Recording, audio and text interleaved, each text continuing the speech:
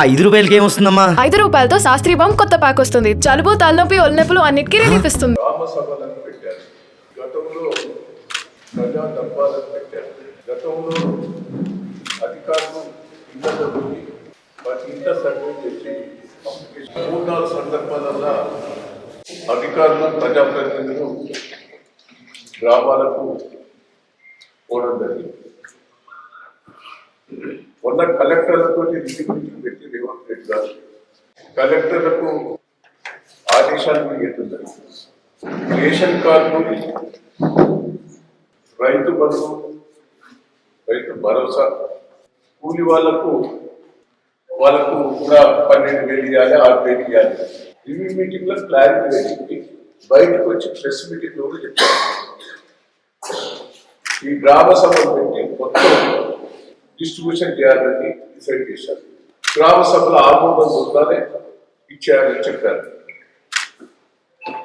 అంటే రేవంత్ రెడ్డి గారు మంత్రులంతా కూడా ప్రెస్ మీటింగ్ పెట్టి ప్రజలందరూ కూడా ఈ గ్రామ సభలో రేషన్ కార్డు వస్తాయి, రైతు భరోసా వస్తుంది, కూలీ వాళ్ళందరూ కూడా ₹6,000 వస్తాయని ఆశతోటి గ్రామ సభలో అటెండ్ అయ్యారు. మీరు గ్రామ సభలో ఏం చేశారు? మళ్ళా అప్లికేషన్లు తీసుకున్నారు. ఈ అప్లికేషన్లు వచ్చినాయి. మళ్ళా అంటే దయచేసి నేను ప్రెస్ మీడియా వాళ్ళకు కూడా రిక్వెస్ట్ చేస్తున్నాను, ప్రభుత్వం ఎంత అబద్ధాల కోర అనేది ఒకసారి దీంతో నిరూపణైంది.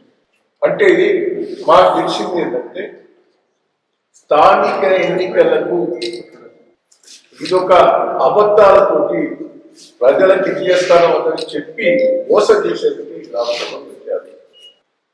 ఇప్పటికి 3-4 సార్లు సమావేశాలు జరిగాయి. ఇది ఎందుకు చేయలేకపోతారు?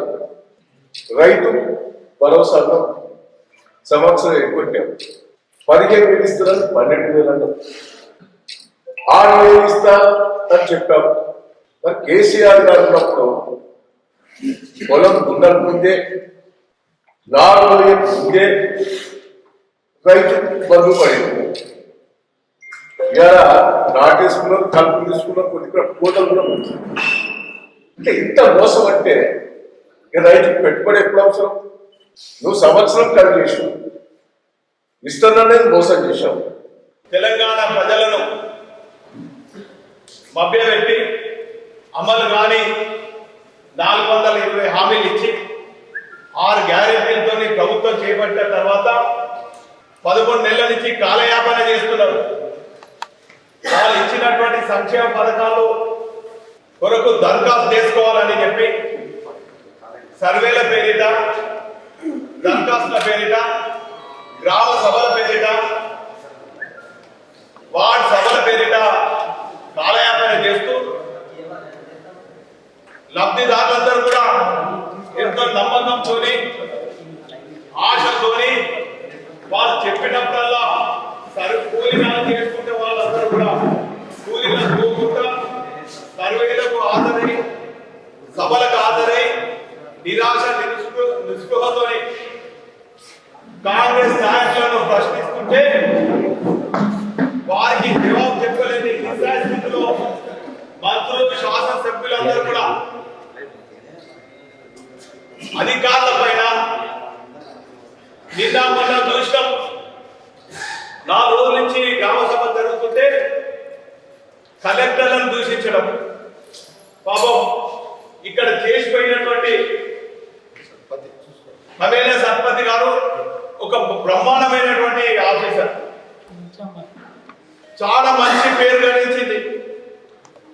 ఇటు ప్రజలకు, ప్రజాప్రతినిధులకు సమయం చేస్తూ అనేక అభివృద్ధి కార్యక్రమాలు చేసింది. ఆమెను పట్టుకొని అహంకారంతో మంత్రులు ఇష్టం వచ్చిన ఒక సాటి కలెక్టర్ మైలాన్ని చూడకుండా కూడా ఇష్టం వచ్చినట్టు మాట్లాడాలని మేము తీవ్రంగా ఖండిస్తున్నాం. మరో పక్క మేమేం తక్కువ కాదని చెప్పి ఎమ్మెల్యేలు ప్రజలకు సమాధానం చెప్పకుంటే వాళ్ళలో అధికారులను బాధ్యత చేసి ఎవరు ప్రశ్నించినా కూడా అధికారుల బాధ్యత అవుతుంది, మేము టర్మినేట్ చేస్తాము, మేము మీ ఉద్యోగాలు ఊడగొడతామని హెచ్చరించాము. ఇంకొక అడుగు ముందుకేసి ఇంకొకరు ప్రశ్నించే వాళ్ళను చెట్లకేసి కొడతాం, కట్టేసి కొడతాం, ఉరికిస్తామని. ఇది ప్రజాస్వామ్యంలో ఇది ప్రజాపాలన అని చెప్పి ప్రజలు ప్రశ్నిస్తున్నారు. కాంగ్రెస్ ప్రభుత్వ 10 దినాలు ఈక్వల్ టు రైతుల హత్యల లెక్క పోటీ పడి ముందుకెళ్తా ఉన్నాయి. ఈరోజు మరి కాజా పాషాని వనపర్తి మహబూబ్ నగర్ జిల్లాలో ఈరోజు నిన్న చనిపోవడం జరిగింది. దాంతో 409 రైతు ఆత్మహత్యలు జరిగినాయి. ఇవన్నీ కూడా కాంగ్రెస్ ప్రభుత్వం చేసుకున్న హత్యలే, రేవంత్ రెడ్డి దగ్గరుండి చేయిస్తున్న హత్యలే. కారణం ఏంటంటే లేనిపోని ఆశలు పెట్టి 2 లక్షల రూపాయల రుణమాఫీ చేస్తారని చెప్పి 9వ తారీఖు పోయింది, 100 రోజులు పోయింది, దసరా పోయింది, సంవత్సరం దాటినా కూడా ఇప్పటివరకు 35-40% కూడా రుణమాఫీ కాకపోవడం వల్ల బ్యాంకులోనే అధికారులు వేధింపులకు గురి చేస్తే అక్కడే మందు తాగి చనిపోయిన సందర్భం కనబడతా ఉన్నది. నిన్న కాజా భాష మరి ఉరేసుకొని తన వ్యవసాయ క్షేత్రంలో చనిపోవడం జరిగింది.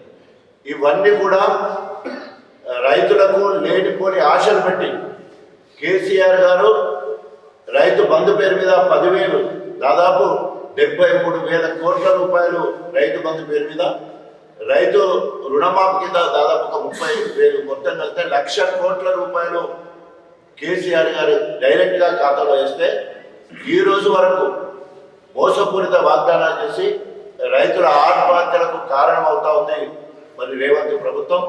ఒక పక్క రైతు భరోసా పేరు మీద 15,000 ఇస్తామని నమ్మబలికి మరి ఇప్పుడు వచ్చే వరకు 12,000 ఇస్తామని చెప్పేసి మళ్ళీ కుట్టి సాగుతూ అది కూడా 26వ తారీఖున అంటున్నాడు.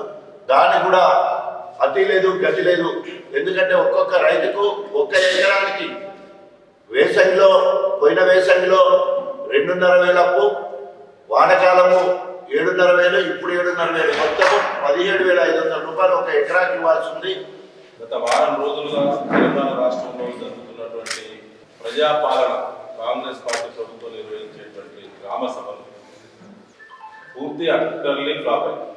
అన్ని వర్గాల ప్రజలు తమ నిరసనను సంబంధిత అధికారుల ముందు, అక్కడో ఇక్కడో ఎక్కడైనా ఎమ్మెల్యే అధికార పార్టీ వాళ్ళు హాజరైతే వారి ముందు, మంత్రులు పాల్గొంటే వారి ముందు, మోసపోయినటువంటి ప్రజలు నిరసన వ్యక్తం చేసింది. మన వరంగల్ ఎస్టేట్ జిల్లాలో తీవ్రమైన నిరసనలు కాంగ్రెస్ పార్టీ ఎమ్మెల్యేలు ఎదుర్కొన్నారు. ఇవాళ చివరి రోజు గ్రామ సభల షెడ్యూల్ ఇస్తానప్పుడు ముఖ్యమంత్రి రేవంత్ రెడ్డి గారి ప్రభుత్వం ఏం చెప్పింది? ఇవాళ గ్రామ సభలు ముగింపు దశకు వచ్చే వరకు దాని అర్థం ఎట్లా మారింది? తెలంగాణ ప్రజలను గోల్మాల్ చేసి అధికారంలోకి వచ్చిన కాంగ్రెస్ పార్టీ అదే గోల్మాల్ మాటలతో గ్రామ సభల షెడ్యూల్ ఇచ్చినప్పుడు మీరు లబ్ధిదారుల వివరాలు 4 పథకాల ప్రారంభం 26వ తేదీ రాజ్యాంగ అమల్లోకి వచ్చినటువంటి పవిత్రమైన రోజున ప్రారంభిస్తామన్నారు. మీకు ముఖం లేదు కాబట్టి, మిమ్మల్ని ఎవరు కూడా విశ్వాసాలు తీసుకునే పరిస్థితి లేదు కాబట్టి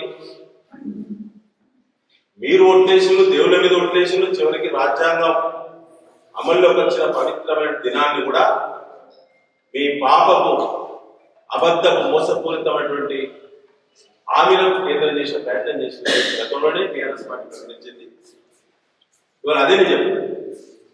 ఇవాళ